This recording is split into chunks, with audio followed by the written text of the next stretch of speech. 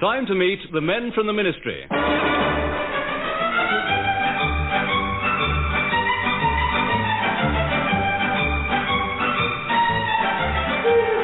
We present Richard Murdoch and Deryck Guyler in The Men from the Ministry, a weekly tribute to the men of our government service. It has been said that you can always tell a civil servant, but you can't tell him much.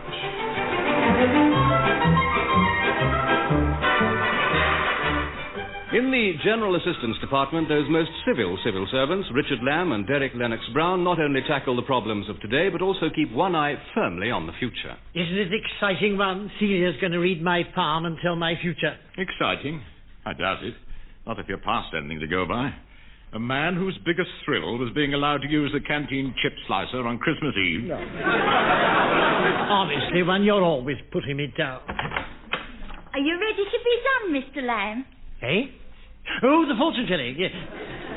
Actually, Mr. Lennox-Brown's rather put me off, Celia. Oh, sir, I hope you don't scoff at the mystic powers.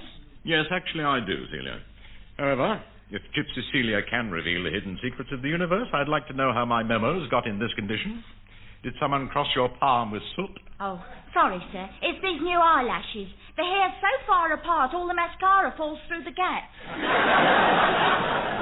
I see. Well, now, come on, two of you. Don't with that letter from the Ministry of Agriculture. Oh, yes, from that chap in Hampshire, complaining about the noise from his neighbour's battery hens. Ah, yes. What did you advise in your reply? Disconnect the batteries. Oh, glory. I shall retire to my own office and study some very important papers. I know the important papers he wants to study. Yeah, the Racing Express, the Sporting World and the Bookie Hater. He gets them free now, you know, government issue. Does he really? Says he's preparing evidence for the Royal Commission on Gambling. Oh, well, it gives him an interest. Anyway, now he's gone, Mr. Lamb. Don't you feel like having a go? What? I'll tell your future, like I said, read your palm. Oh, I don't know, Celia. I've got off it now.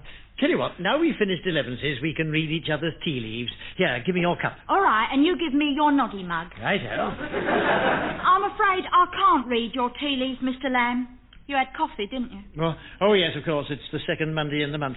Never mind. We can use Mr. Lennox-Brown's coronation mug. He had tea. All right, then. Here, I'll have a look at it first.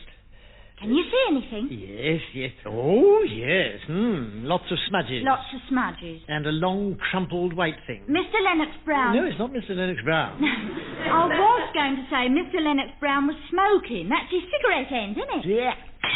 Oh, well, there's no need to go and drop it, was there? But, Celia, I didn't do it deliberately. It's broken. Help me. He'll be furious. He will. He's had that mug for years. Says it holds 38% more tea than the standard ministry cup. Oh, what can we do? Hide the pieces. Somewhere no one ever looks. I know, the in tray. No, Celia, we'll have to mend it somehow. Here, help me pick up the bits. Yeah, all right. Is there any glue in the office? No, Mr. Lamb. Oh, dear, then I'll have to go out and buy some glue. Oh, shan't be long, Celia. And remember, not a word of any of this to Mr. Lennox-Brown.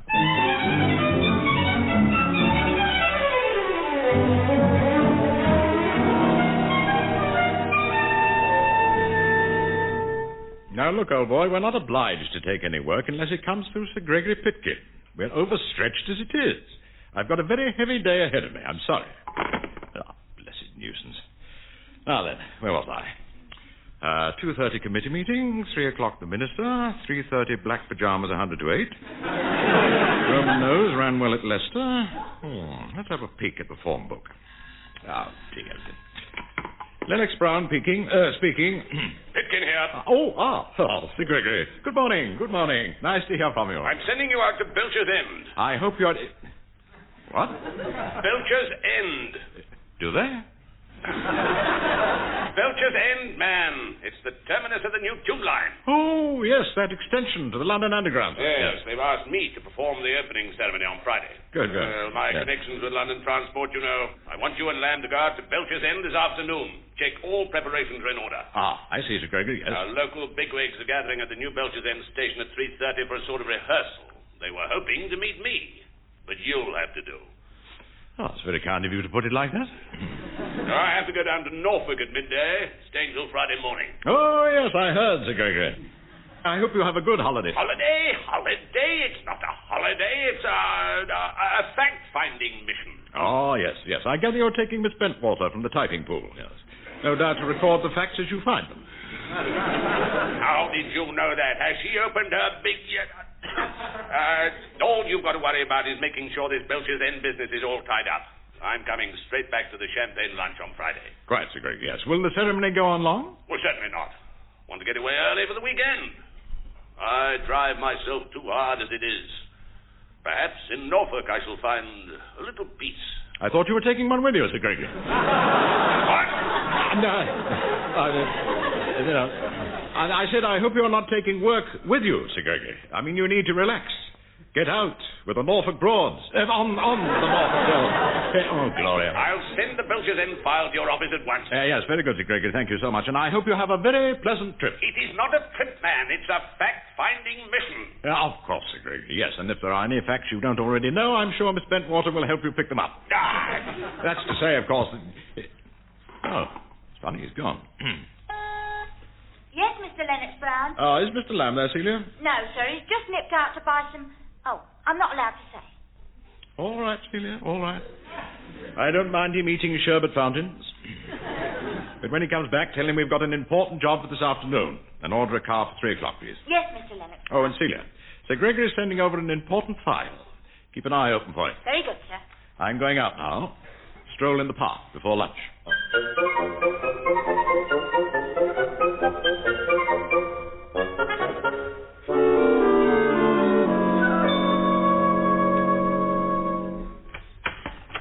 Celia, I've got the glue. Oh, good. Bought it at that shop that sells ex-officers' undervests and paraffin stoves for camping. Yes. The man in the shop said that it was the most powerful glue on the market. Ah, what's it called? Stickerama. That's right. More than a glue, a way of life. Family size, 4pence off. The man said it was amazing what it'll stick and where it'll stick it. I can imagine. This stuff should be just the thing to mend Mr. Lennox Brown's coronation mug. I hope we can do it. I can't stand it when he's angry. We need something to stand the mug on. Here, this nice thick file will do. Oh, that's a special file Sir Gregory's just sent over. Jolly thoughtful of him, just right for the job. Now, I'll hold the glue like this, Celia, in my right hand. I'll hold my hand up so, and I want you to stick a pin in it. Right. Oh, Celia, what are you doing? Sorry, Mr. Lamb, it slipped. Oh, the pin won't go through the cap, Mr. Lamb. And the cap won't unscrew. Oh, perhaps if we squeeze the tube, it'll burst through. My toothpaste always does. Now, you take that end, and I'll take this one. 1, 2, and squeeze. Oh, well, it's out anyway. Oh, Mr. Lamb, it's everywhere. Look, all over the desk and the floor. It's made pretty patterns on the window. And that blue bottle on the ceiling hasn't half copped it. Honestly, Mr. Lamb, I never saw such a mess. Oh, don't fuss, Celia. We must get on and fix Mr. L.B.'s mug.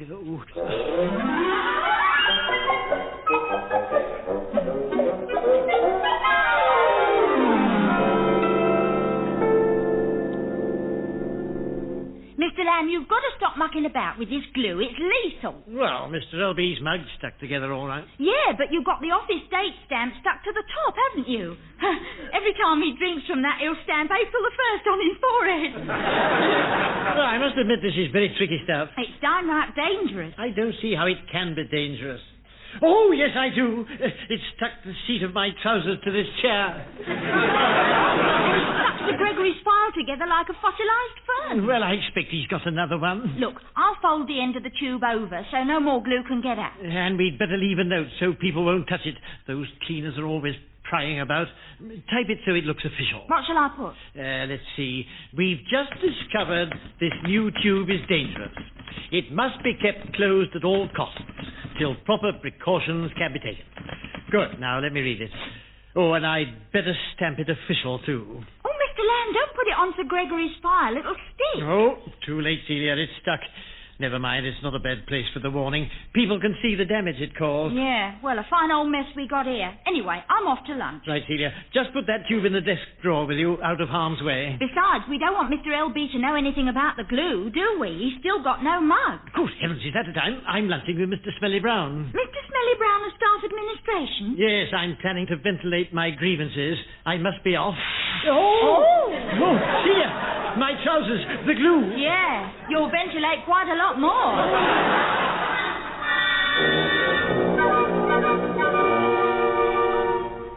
Come in, Proudfoot. I'll show you that article I mentioned at lunch. Oh, thank you. We haven't seen our office, have you? No. That's your desk over there. No, that's Lamb. Oh, yes. Hello, his chair's got a new cover on the seat. It's very smart, isn't it? Same material as his suit. Nobody about? No, they're still all at lunch. Shocking hours my staff keep, you know. Oh, yes. I called them in at 10 last Friday to give them a good dressing down about punctuality and so on. How did they take it, I don't know. I didn't get here in time. What's the current job? Oh, Lamb and I are going over to Belcher's End this afternoon to check on this underground extension. Oh, yes, the new tube line. Yes, that's it. Well, Sir Gregory was supposed to have sent us a file on it somewhere. Well, that looks like one of Sir Gregory's files over there. Wait a minute, there's a title on the spine. Belcher's End Underground Project, Confidential. Oh, I can't open the blessed thing. All the pages are stuck together. Yeah. Well, that's very odd. Can't be that confidential. Just a moment. There's a memo stuck on the front there. Oh, yes. We've just discovered this new tube is dangerous. It must be kept closed at all costs till proper precautions can be taken. Good gracious me. Well, they must have discovered some hidden snag at the last moment. Sir Gregory wants you to tell the locals it stays closed. Yes, but only this morning he told me to lay on the opening. Oh, ours is not to reason why, old boy. These are your orders. Look, there's the official stamp on it. But I ought to check, didn't I? Oh, you can't check with Sir Gregory. He's gone. Yes, he's gone, yes. Well, how about the National Inspector Transport? Oh, yes, NIT. Yes. He's in charge of all these matters, isn't he? Yes, well, I'll go and ask him.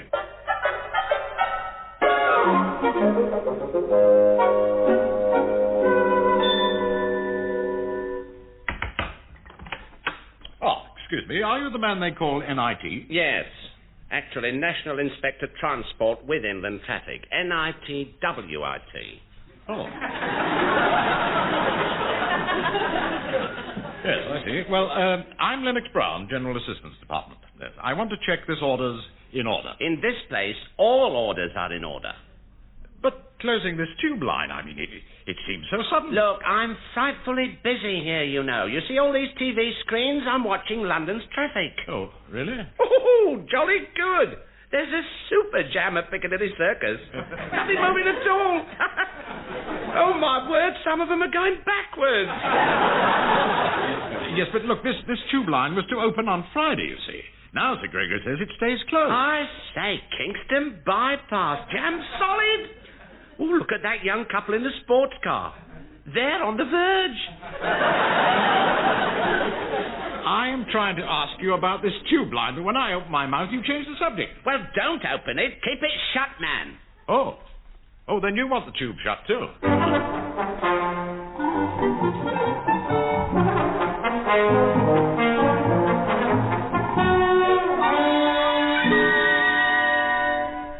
I don't know where Mr. LB is. That car's here I ordered for him. Car? He said you and him were going out at 3 o'clock. An important job. Pity you lost your trousers. I searched the building for another pair. It's lucky the hall porter had these. But you look a right nana in your bowler hat, black jacket and yellow waterproof over trousers. Listen, they're very drafty. Oh, your legs look like a hen's. All yellow and crinkly. Now, we're going to be late, too. Good grief. This is a vital mission. What are you doing in plastic pants? I'm afraid I lost my trousers this morning, man, or rather, I didn't actually lose them, you understand. I had to discard them. Oh, really? Why? Well, how shall I put it? I had an accident. You had an accident? Yes. I see. And now you've gone over to yellow waterproofs. Not taking any more chances, I suppose. What is it we've got to do? We are to meet the mayor and local bigwigs at Belcher's End Station. Oh, the new underground line. It opens on Friday, doesn't it? Yes, well, it was supposed to, but now Sir Gregory says keep it closed. Isn't that typical of some government departments? Probably all a silly mistake. Thank heavens we don't get things gummed up like that. Well, if there's a nettle to be grasped, we'd better get the bit between our teeth and put our foot down. With a firm hand. Yes. Well, they won't be too happy at Belcher's End when they hear our news. I gather they're very keen out there.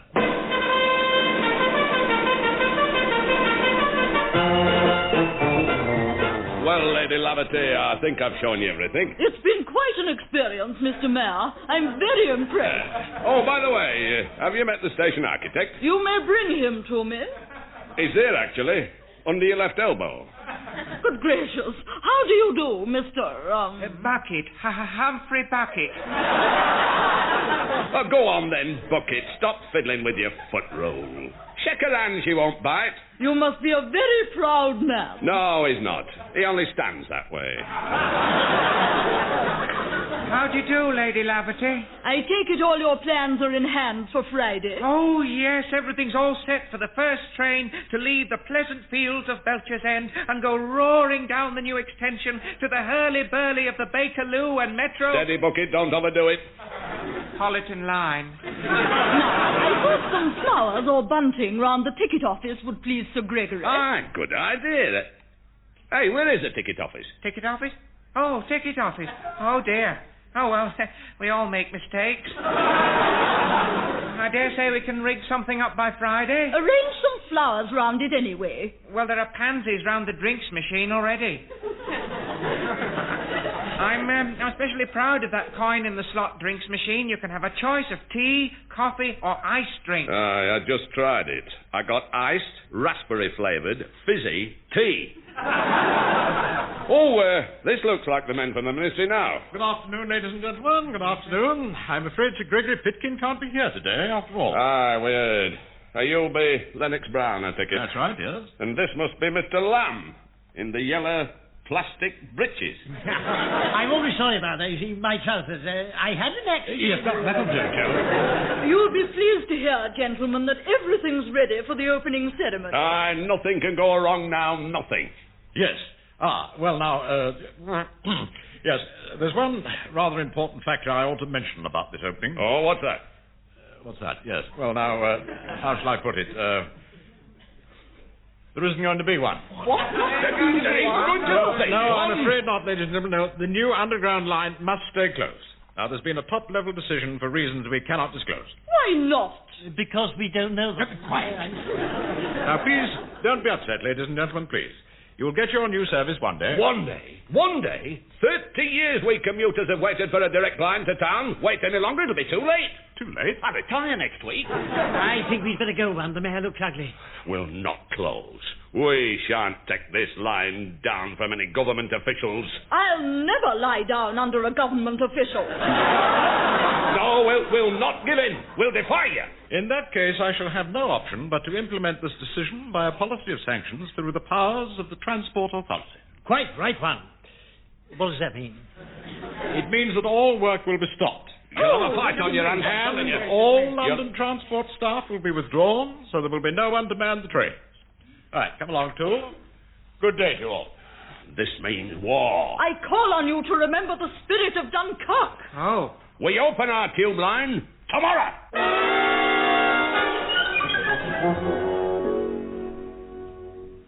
And here is the news read by John Curl. There were amazing scenes on the London Underground today when an unexpected train entered the Bakerloo line driven by a lady in a floral dress, wide-brimmed hat and tan accessories. She seemed to have some difficulty controlling the train, which mounted the platform at Piccadilly and travelled above ground down Regent Street before re-entering the underground system at Trafalgar Square. It was later learnt that this train was part of a pirate service running from the new Belcher's End extension. The authorities are apparently uncertain how to stop these illegal activities without bloodshed. Switch it off, Tool. Oh, this is terrible, one. What will Sir Gregory say? The mind boggles. Tool, I've told you again and again that too much boggling is bad for you. Now, your doctor's told you to give it up, hasn't he? Yes. Well, you need all your strength for this problem. Yes, but you quiet, don't get you the... quiet. Now, look. Now, we can't hope... Oh, do stop it. Now, look, we can't hope to keep this from Sir Gregory, can we? So, I've decided the best thing is to point out we couldn't help the locals turning nasty and ask for his advice. But he's lost in Norfolk, one. Well, not quite lost, too. He left a contact in case of emergency. Apparently thought his office geranium might turn sickly. How do we get in touch with him? Well, I've sent a wire, care of the Top Hat Country Club at Netherticking. Asked him to ring us at 3. But at 2:15, we've got to see the Atomic Energy Authority about their new oil stove. That came later. Still, we'll be back in time, don't we? I'd better warn Celia just in case. Yes, Mr. lad. Celia, in case we're late back, will you watch out for a call from Sir Gregory about 3 o'clock? Righty-ho. It's very important. We need his advice about this tube problem. Oh, all right then.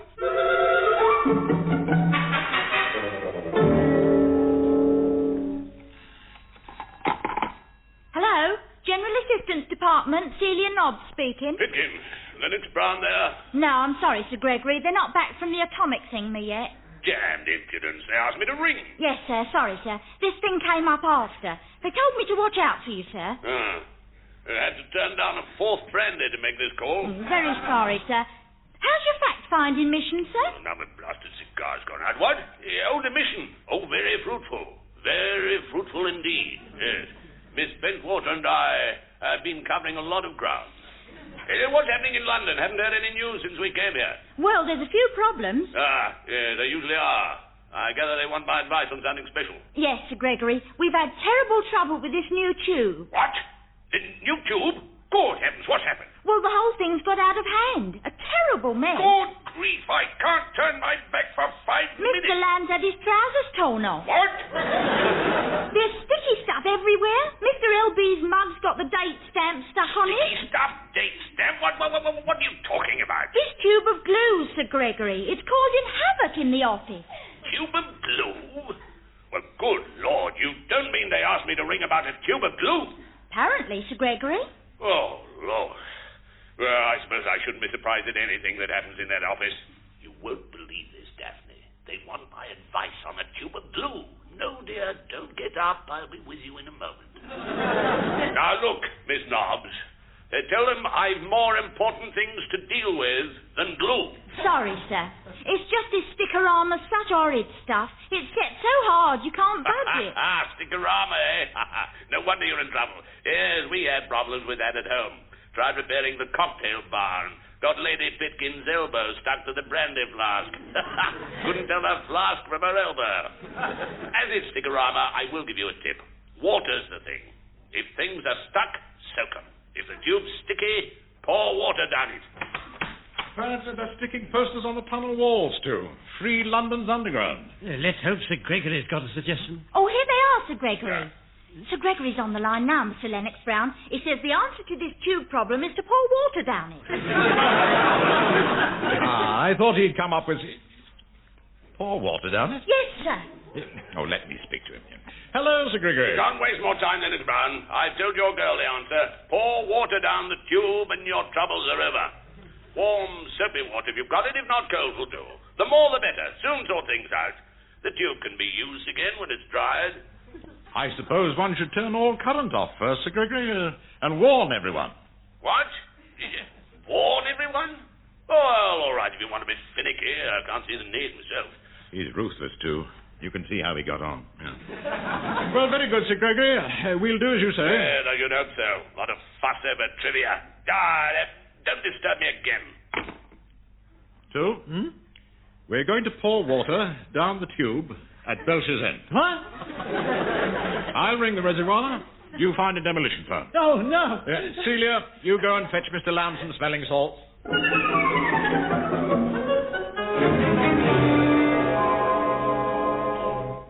And here is the news read by John Curl. London's Underground Railway was today flooded with water following a surprise ministry ruling. As a result, there has had to be some restriction of services. Journeys on the inner circle have been limited to 1 submarine an hour.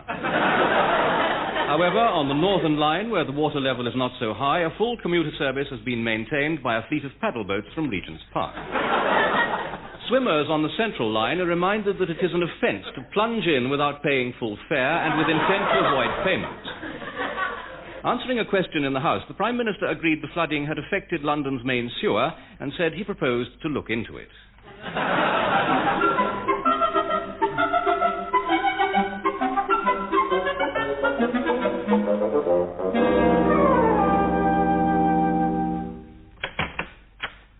Sorry I'm late, too. Spot of fog on the line. All the trains were held up. Oh, well, at least you didn't have to swim here.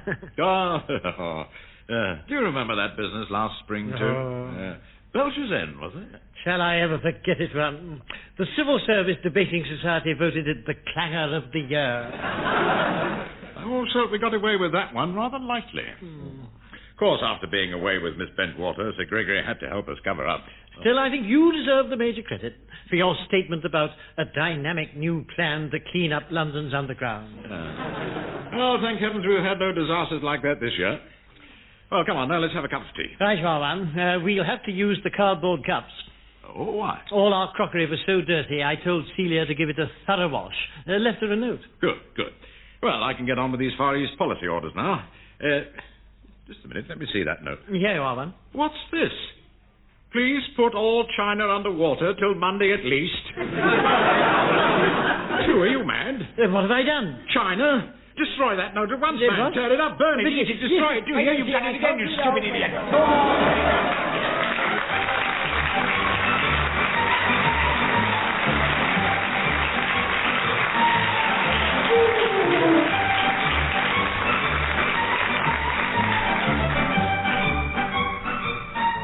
Muddling through as the men from the Ministry were Richard Murdoch and Deryck Guyler. Also featured were Ronald Baddiley, John Graham and Carole Allen. The programme was written by Edward Taylor and John Graham and produced by Edward Taylor.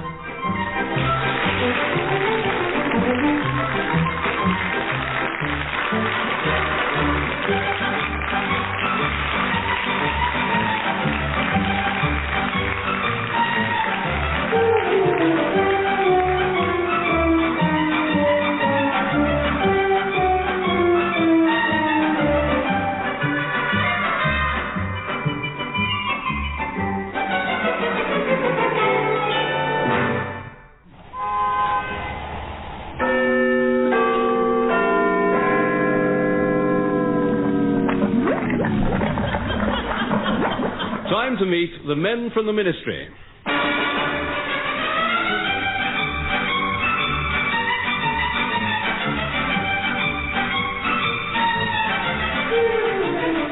Join us now for a quick canter down the corridors of power with Norma Ronald, Ronald Baddiley, John Graham and the men from the Ministry, Richard Murdoch and Deryck Guyler.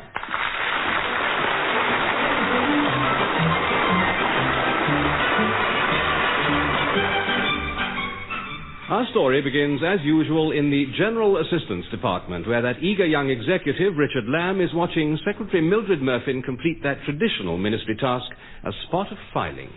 Here we are. That's finished. No more filing today. Well done, Mildred. That's made your nails look much better. What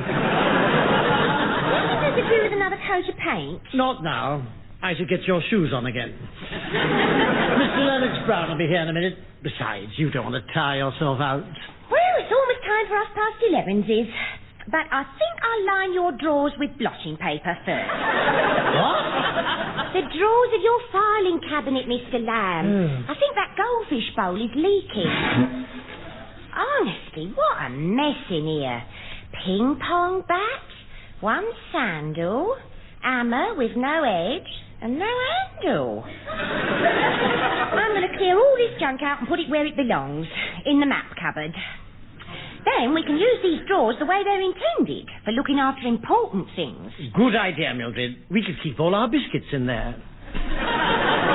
Do what? We can store our packets of biscuits alphabetically. The top drawer's marked A to D, isn't it? Yes. Well, A for almond creams, put them in first. Then D for digestive, behind them. These digestives should be thrown away. They're all stale and shriveled and crumbling. They remind me of... Well, I don't know what they remind me of. Morning, Tool. Morning, Mildred. Oh, yes, I remember now. Hello, one. I've never known you get in late as early as this. Yes, I woke early. My wife had her radio too loud. She does like to listen to the 9 o'clock news. Oh, dear. Poor Mr. Lennox Brown. I'll go and put the kettle on. Thank you, Mildred. Yes, not too strong and only 6 lumps today. I'm cutting down. Right, sir. Mildred. Yes, sir? I have mentioned it before, as you may recall. Try, just try, for my sake, not to say righty-ho. It's a silly, vulgar expression. I'm sorry, Mr. Lennox Brown. I'll be as quick as I can with the tea. Righty-ho, Mildred. Mildred and I are filing the biscuits, one. Filing the biscuits? Oh, crumbs. The permanent undersecretary just rang. Sir Gregory? What does he want, I wonder? He wants you both to go straight to his office right away. He sounded dead stroppy. Oh, dear. What have we bungled this time? I am quite certain that we haven't bungled any work in the last month. How can you be so sure? Haven't done any. So do stop shaking like that, too. You loose change. It's all falling out of your pockets, man. Come on, man. We can't keep Sir Gregory waiting. You know what he's like. Oh, don't be so weak, too. We don't have to be at his beck and call all the time. Good for you, Mr. Lennox Brown. Yeah, show some spirit, too. He can't treat us like a couple of lackeys.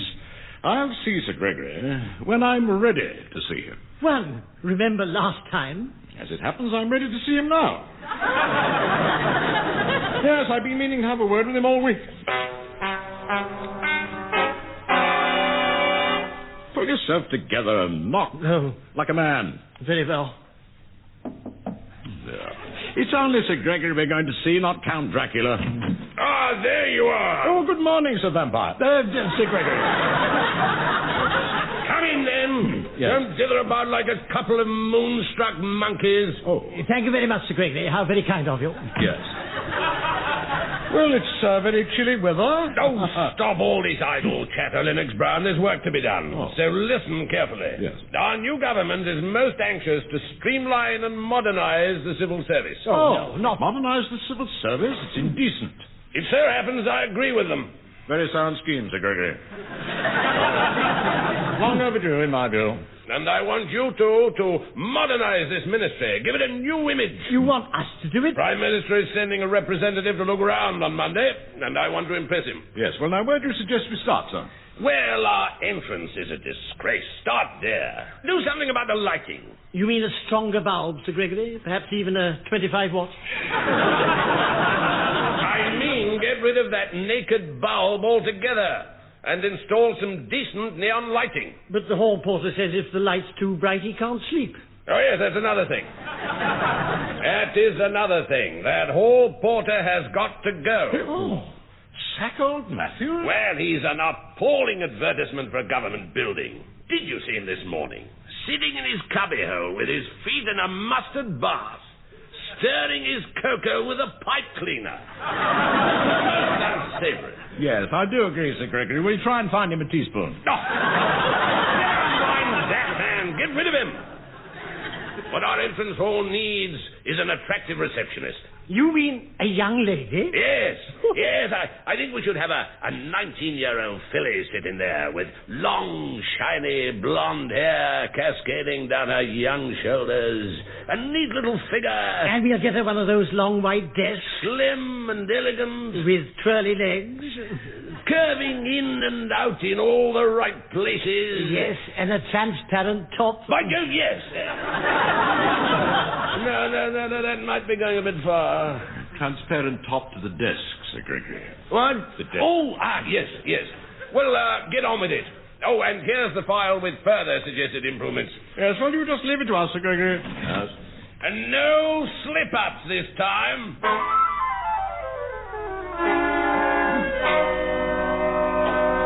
Go on, Mr. Matthews. What happened then? Well, then the war come, didn't it?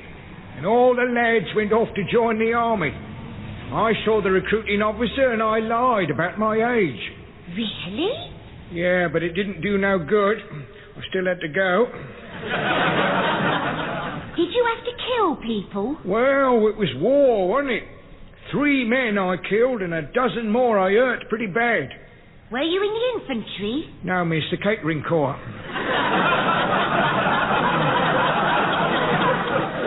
The best years of my life I give the army. And when I come out, what was I fit for? All porter at the ministry, that's all. Well, you do a jolly good job for us, Mr. Matthews. Thank you, miss. Now, you'll see Mr. Barnes gets that message, won't you? I've got to get back to the office. You leave it to me, miss. Ta-ra, then. Cheerio. Yeah, a bit of a sleep now, eh? Ah, Matthews, we've just been, having a word with Sir Gregory about you. Sir Gregory? What's he up to? Well, how can we put it? The government wants some changes here, and he's anxious to move at once. We've all got to go sometime, you know. We can't be with the civil service forever. Sir Gregory wants to move at once?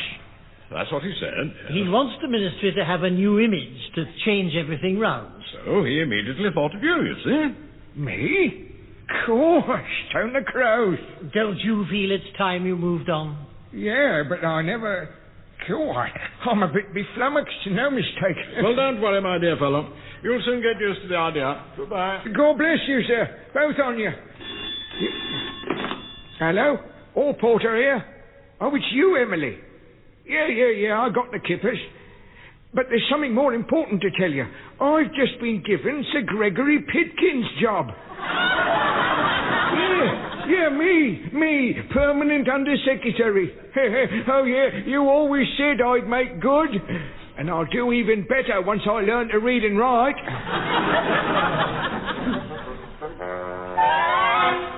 Mildred, some notes here I want you to type and send round the department. Righty-ho, sir. More of this modernisation, is it? Indeed it is, yes. Once Mr. Lamb and I get our teeth into a problem, we don't let up, you know. I hear there's going to be piped music and iced water in all the offices. That's right. And we've been updating all these ministry forms. Look here, where it said state address, I've changed that to give location of pad.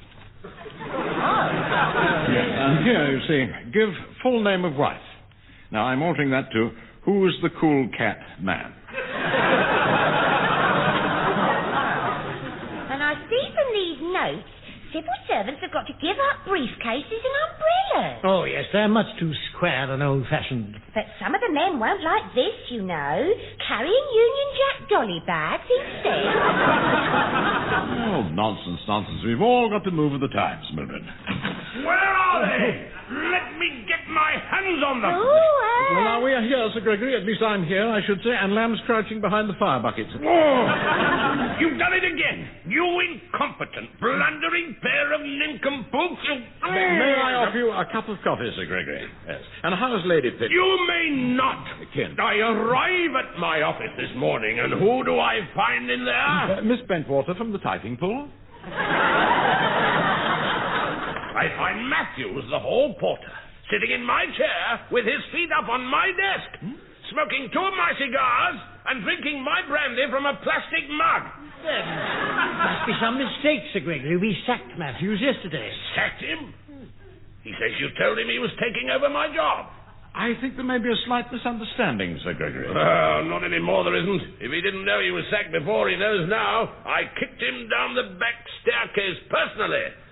And if there are any more misunderstandings, I shall have great pleasure in doing the same to you two, simultaneously. Thank you very much, Sir Gregory. Don't forget, the PM's representative will be here on Monday. If our modernization program isn't complete by then, you two will be joining Matthews at the Labour Exchange. So jump to it! Have you noticed one? Every time Sir Gregory shouts like that, the toes of his shoes curl up. Really? Surely not. And no bungling this time, or else... Oh, Jove, you're right. Rotten devils. Fancy kicking old Matthews on the back stairs. Yes, well, we can't waste time worrying about trifles like that, Mildred. There's work to be done. Yes, we've got to find a female receptionist to take Matthews' place. Ah. All that's been attended to. Huh? Oh, yes. You're dealing with Lennox Efficiency Brown now, you know. Oh, my word, yes.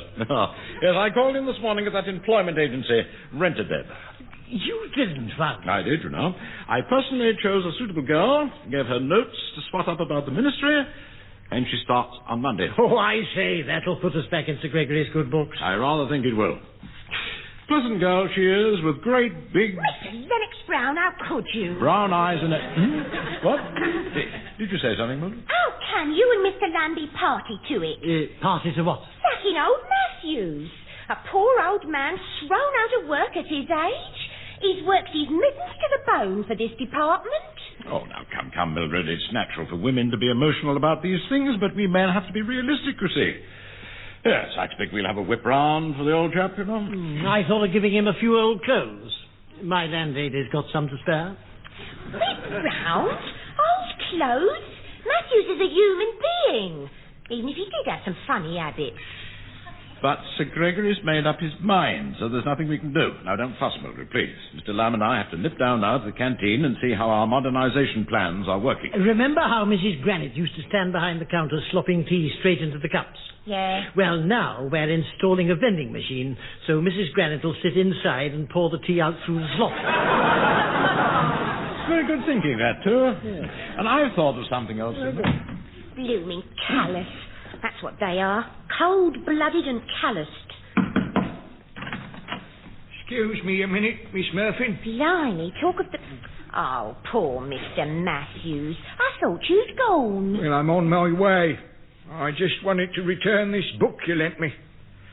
No point in an old man learning karate now. Here, you're not going to take this lying down, are you? You've got to fight. No, it's too late.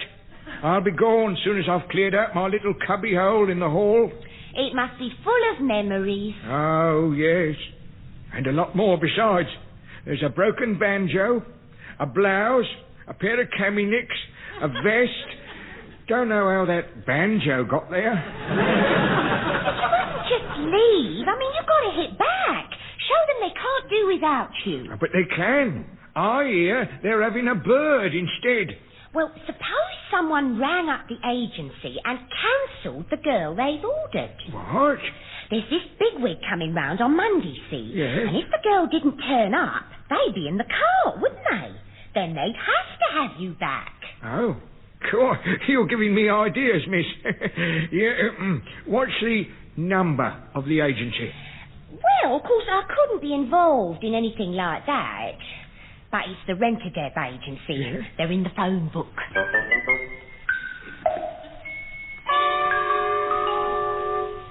Well, I haven't been in so early on a Monday since the wife had her mother to say.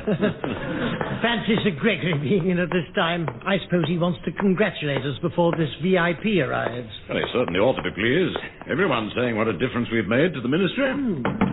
Come. Ah, here we are then, Sir Gregory. Oh, please, don't get up. I had no intention of getting up, Lennox Brown. There's no need for thanks, Sir Gregory. We've enjoyed working hard. Oh, be quiet, Lamb, and speak when you're spoken to. Now, what the devil have you both been playing at? I told you to modernize the ministry, and what have you done? Well, we've installed piped music, Sir Gregory. Piped music? Yes. I queried that awful noise on Friday afternoon, and was told it was you, Lamb, sitting down in the basement with a horn gramophone, playing old-time dancing records up the water pipes. That's right, Sir Gregory. That is not right. Nor is it piped music. And you, Lennox Brown, why are you wearing a mauve catsuit and a yellow corduroy cap? Oh, I thought it's the new swinging image, huh? Oh. Any more of this and you'll be swinging from the nearest lamppost. Yes, very good, Sir Gregory. I'll deal with you two later. Now, the Prime Minister's representative, Sir Norman Ball, is due here any minute. And if you've bungled the arrangements for our new receptionist, you're both in real trouble. No, we haven't bungled that, Sir Gregory. Oh, dear me, no. No, she wasn't there when I came in. Check up on it. Now. Good Lord. I better ring the agency. Yeah, I think you'd better. Come to think of it, you know, there was no one in the hall when I came through.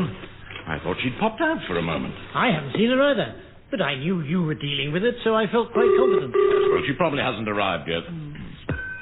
Hello? Oh, hello. It's Lennox Brown at the ministry here. Is that Rent-A-Deb? Yes, Barbara Cartwheel here. You may recall, madam, that I came in last week and selected a girl to be employed as our receptionist. That's correct. And then she was cancelled on Friday. What? Cancel? What do you mean cancel? Well, someone rang and said she wasn't needed at the ministry after all. She was most upset. She set her heart on an easy number in a pleasant situation in the civil service. Good grief, too, we're sunk. Well, pardon me, ma'am. Can you send someone else at once, or even sooner? I'm afraid not. No, all my girls are fully booked for the next 2 weeks. Yes, well, I mean, isn't there anyone you could send? Your cleaning lady, or your mother. You could even come yourself. We're not particular. No, I'm afraid we cannot help you. Goodbye. We've had it, too. Oh. No, there's no one. And Sir Gregory will be showing the top brass round any moment. What a pantomime. Why does everything always go wrong? Oh, I don't know. It's for a Cosby problem. Pantomime. Pantomime. That's it. What? The Civil Service Christmas pantomime. You were the best dame they've ever had. Yes, people said they'd never seen anything like it. Dressed as a woman, you were so feminine. What's that got to do with our receptionist? Well, don't you see? It's got to be someone who knows how the ministry works, right? Well, someone feminine and alluring. It's you. But I daren't. I can't. Of course you can. The wig and the dress are still in the clubroom. No, I refuse. You can do it. Well, how can I? I've got a moustache. No, I won't do it. I won't do it. I won't. Come out from under the desk and be a man. But you just asked me to be a woman. Pull yourself together, too. If there isn't a glamorous receptionist in the hall this morning, we're both for the high jump. No jobs, no salary, no pensions. Now, I'm going to prevent that. If it's the last thing you do. Yes, Sir Norman, there have been sweeping changes at the ministry. You'll be agreeably surprised. Venetian blinds on all the windows, I see. I hope you haven't spent too much money, Pitkin. Oh, no. Those blinds cost nothing. They're folded ministry forms strung together with red tape. Oh, there you are, Sir Gregory. Good morning to you, Sir Norman. Good morning. Good morning to you. The lift is ready to whisk you upstairs. No, Harry Lennox Brown. I'd like Sir Norman to see the hall. Oh, glory. Yes, we've done away with the traditional hall porter. Instead, we have a glamorous receptionist sitting at that ultra-modern desk. Let's have a word with her. I'd like her to show Sir Norman everything. You wouldn't, you know. No need to rush, Lennox Brown. Good morning, my dear. Good morning, sir. Welcome to the ministry. Thank you, sir. And what is your name, child? Richard, Raquel. Yes, Raquel, Sir Gregory. Raquel. Now, shall we move on, sir? A good idea to have a bit of glamour about the place, eh, Sir Norman? Well, I suppose so. Let's have a look at the offices, Pitkin. I don't like to dilly-dally. By the way, my dear, my office is 403. If you want anything at any time, then bump in at 5:30 and we'll have a little chat. Come along, Pitkin. Cozy little chat and a tiny double gin, eh? Coming, Sir Norman. Oh, dear. I knew I shouldn't have worn these hot pants.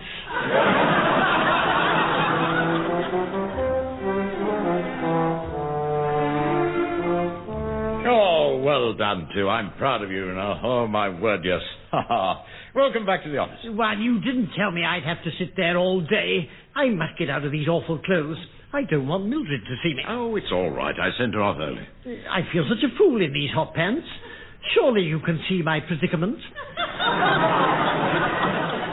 Never mind. You fooled everyone. I certainly did.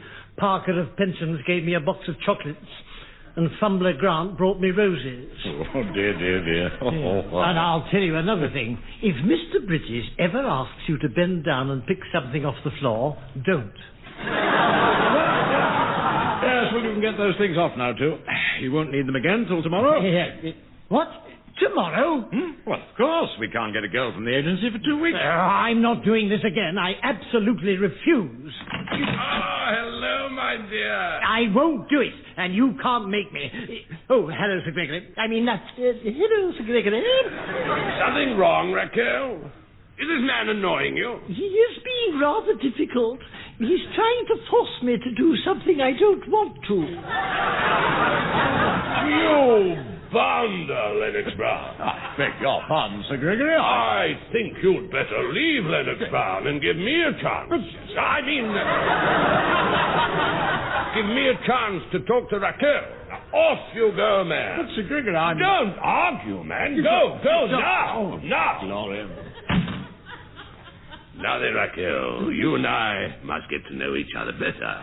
Sir Gregory, I'm not the sort of girl you think I am.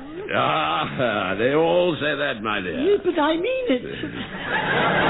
By Joe, you are a shy little gazelle. Oh, you have a lovely figure, Raquel. Yes. And a delightful... Umbrella. I forgot my umbrella. Oh, take it and go, Lennox Brown. Thank you, sir. Yes. No, but before you do... Yes. Where's Lamb been all day? I haven't seen it. Lamb, sir. Lamb. Ah, yes. Lamb. Well, yes, now, he's ill at home, Sir Gregory, yes. Well, you know what a funny head he's got, yes. Perhaps I should tell you about it. No, that's enough. Go. Are you sure? Go. Yes. Lamb is one of my junior executives. The sort of man you want to strangle on sight. Oh, you look very flush, my dear. Too hot, perhaps? Throw off your things. Now, where were we? Yes, I was admiring your shapely figure and your cute little dimpled knees. Don't do that.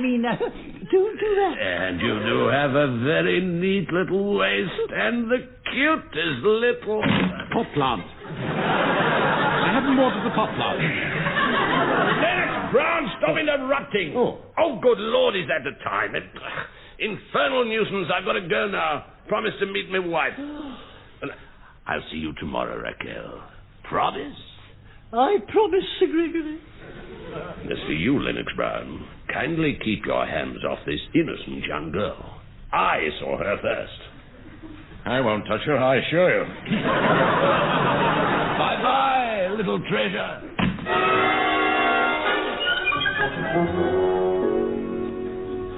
It was awful, Mildred.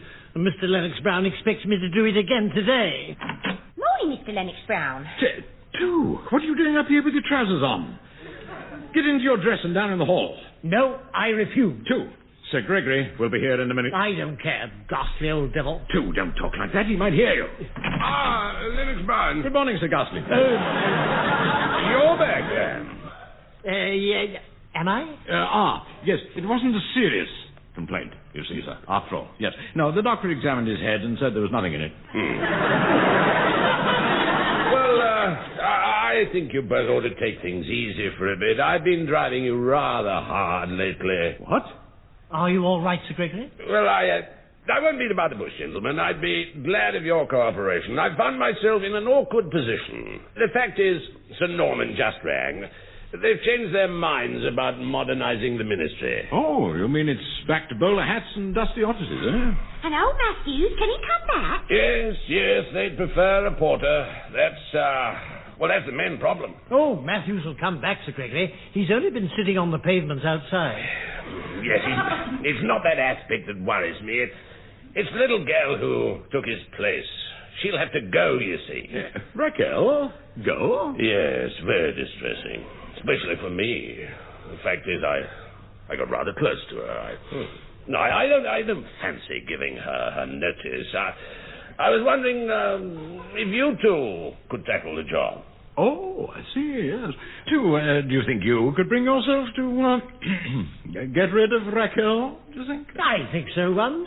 Especially if Sir Gregory wanted to give her a farewell gift to soften the blow. Good idea, Lamb.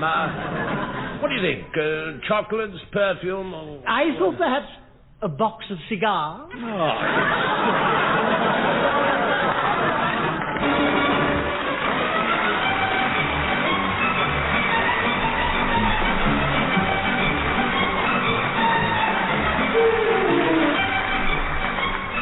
Muddling through as the men from the ministry were Richard Murdoch and Deryck Guyler. Also featured were Norma Ronald, Ronald Baddiley and John Graham. The programme was written by Edward Taylor and John Graham and produced by Edward Taylor.